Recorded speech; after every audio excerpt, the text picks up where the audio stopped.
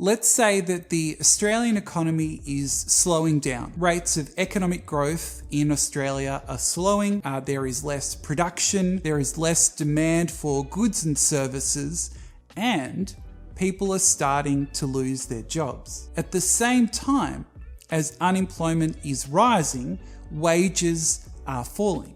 So people have lower incomes, they're spending less, and that reinforces that increase in unemployment. So let's say that you are part of the Reserve Bank of Australia. You are part of the board making decisions in terms of interest rates in the Australian economy. So you're sitting around the table with other very smart people and you're thinking about, okay, we've got this cash rate, and when we change the cash rate, that then affects interest rates in the whole economy, and that then affects the level of economic activity. You really have sort of two options here. You can have expansionary monetary policy, where you reduce the cash rate, try and reduce the level of official interest rates, or you could have contractionary monetary policy, where you increase the official cash rate, you try to increase the level of interest rates across the economy. Okay, so remember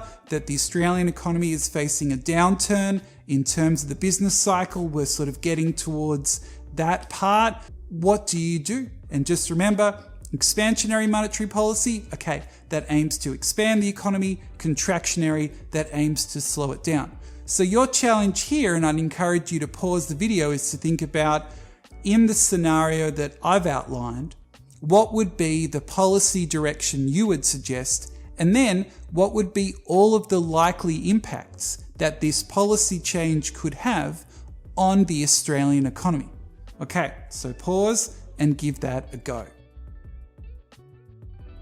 Okay, so in terms of thinking about this situation, this scenario, this slowdown, I think that the logical suggestion in terms of the Reserve Bank's direction on monetary policy would be to cut the cash rate, would be to reduce the level of official interest rates and to try and reduce the level of interest rates across the whole economy. Well, we can think about it from a number of perspectives. So firstly, if interest rates are lower, that means that there is more incentive to spend rather than save. Because when the interest rate is lower at your bank, you're going to get less of a return for your saving. So you're like, you know what? I'm going to spend that money. There's not much of an incentive to save, or not as much an incentive to save. So if you think about it, with my income, I can save it or I can spend it. So with a cut in interest rates, spending is likely to rise, saving is likely to fall, economic activity is likely to get a boost. When interest rates get lower, it is cheaper to borrow money. So this is the case for individuals and businesses.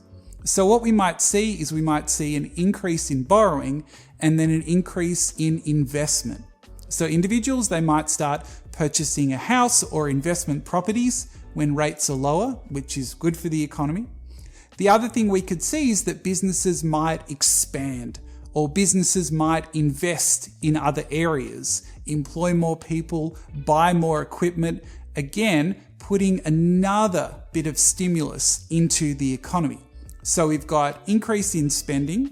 We've also got an increase in investment because borrowing is cheaper. If Australia reduces its level of interest rates, well then it's not as much of an incentive for foreigners to save their money in Australia.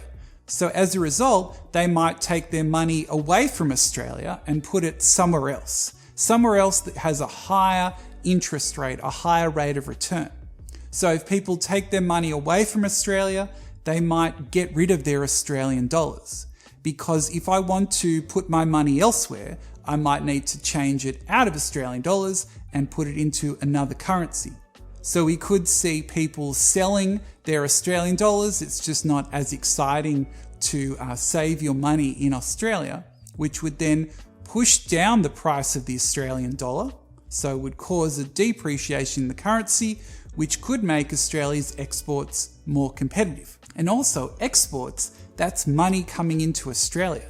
that's another bit of stimulus that could help with economic growth. So if you think about why the RBA would look to cut the cash rate, we could think about increasing consumption, increasing investment, and also potentially increasing demand for exports.